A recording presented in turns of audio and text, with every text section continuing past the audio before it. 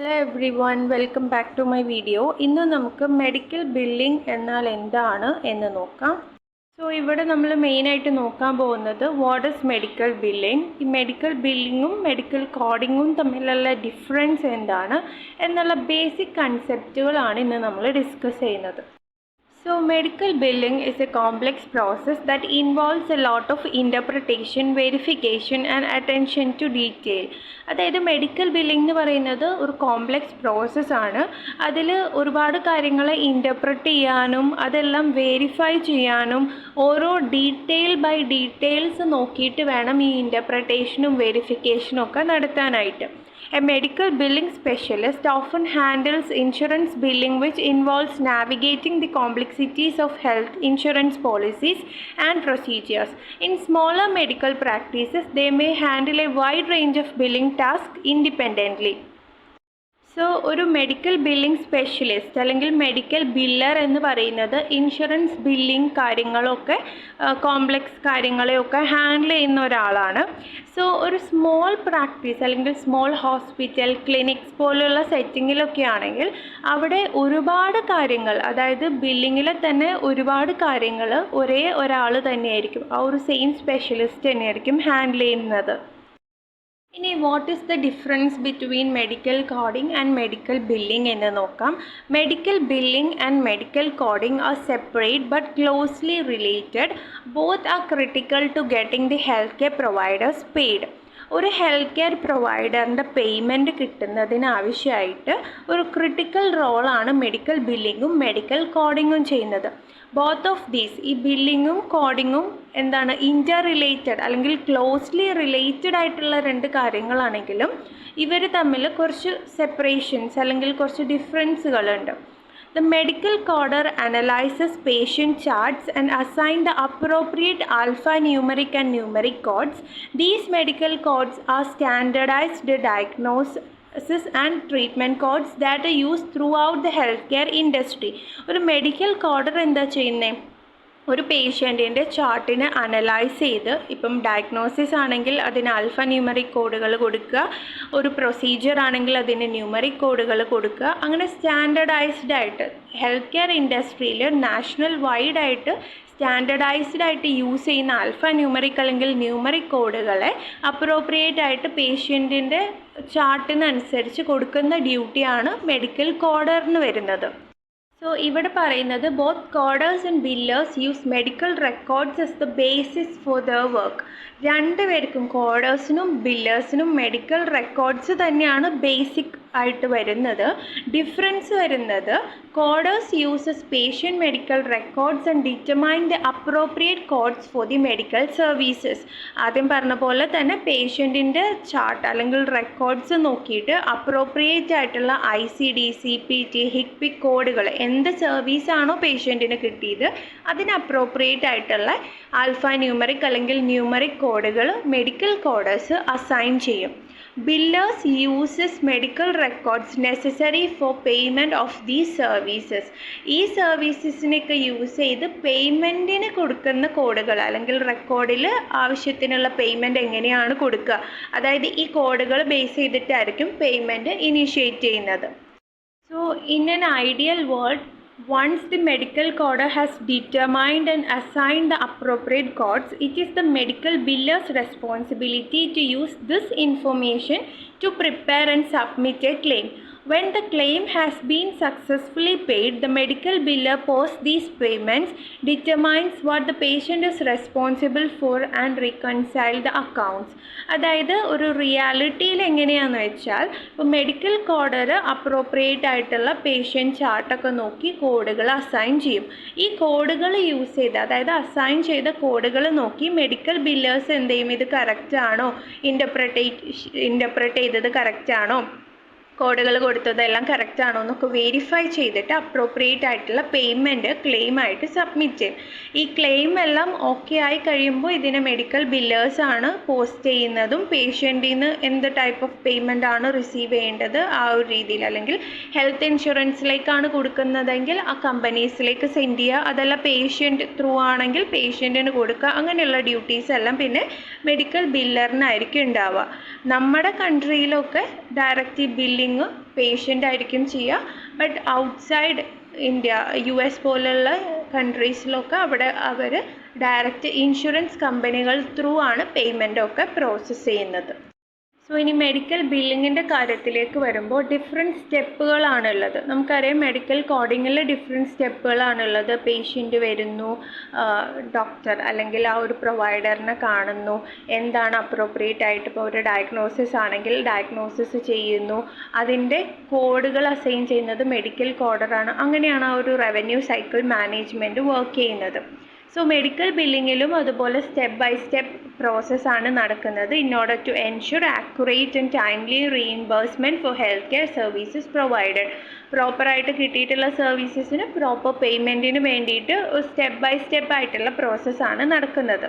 So ഈ സ്റ്റെപ്പുകളും revenue cycle മാനേജ്മെൻറ്റിൻ്റെ പാർട്ടായിട്ട് വരുന്നത് തന്നെയാണ്. സോ നമ്മളിവിടെ ഡിസ്കസ് ചെയ്യുന്നത് മെഡിക്കൽ ബില്ലിംഗ് ബേസ് ചെയ്തിട്ടാണ്.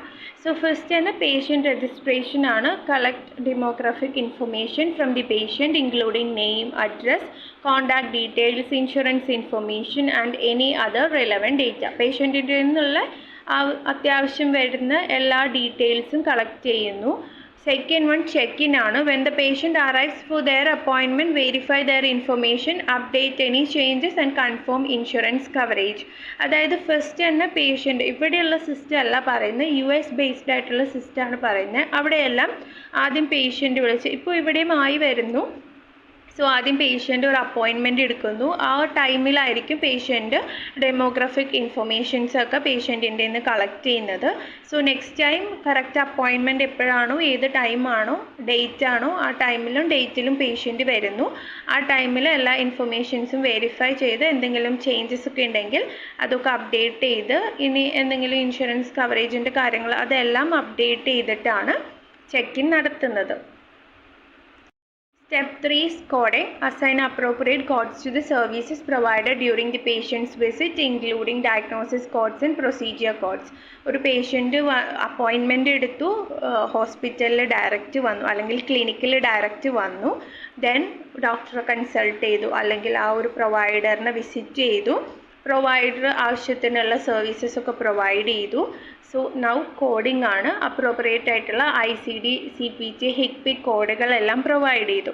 Fourth step is claim submission. ഈ ഒരു കോഡുകൾ ബേസ് ചെയ്തിട്ടായിരിക്കും ക്ലെയിം സബ്മിറ്റ് ചെയ്യുന്നത്. Compile the coded information into a claim form and submit it electronically or by mail to the patient's insurance company. പേഷ്യൻറ്റിൻ്റെ insurance company ഏതാണോ ആ ഒരു കമ്പനിയിലേക്ക് എയ്തർ മെയിൽ ഫോമാറ്റിൽ അല്ലെങ്കിൽ ഒരു ഫോമായിട്ട് സബ്മിറ്റ് ചെയ്യുകയാണ് ചെയ്യുന്നത്.